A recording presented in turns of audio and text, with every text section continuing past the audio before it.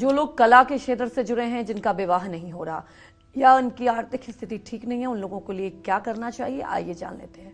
बताएं पंडित जी। देखिए, सरपुंखा की जड़ का संबंध शुक्र ग्रह से है। शुक्र ग्रह को संगीत, कला, विवाह, पैसा, विलासिता और नेत्रों का कारक ग्रह माना गया है।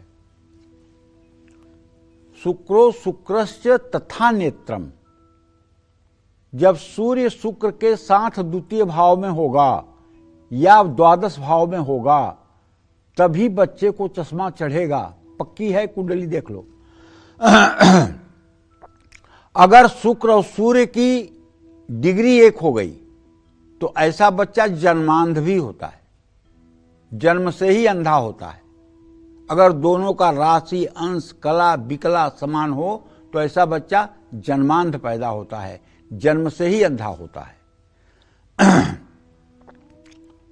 शुक्र विवाह का कारक ग्रह है।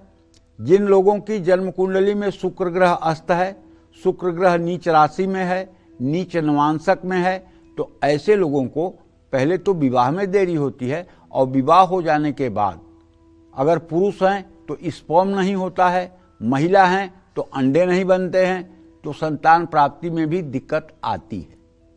तो इसके लिए तो बाकायदे शुक्र की शांति करानी चाहिए।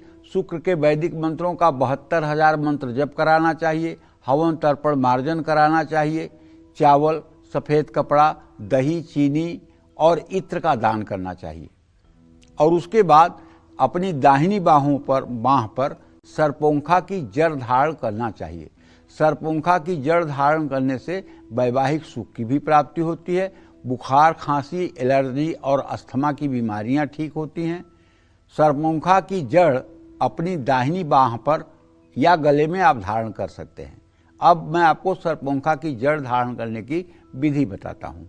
सरपोंखा की जड़ को शुक्रवार के दिन आप ले करके और उसे गंगा जल से धो करके सफ़ेद रेशमी धागे में उसे बांध करके अपने दाहिने बाह पर या अपने गले में धारण कर सकते हैं।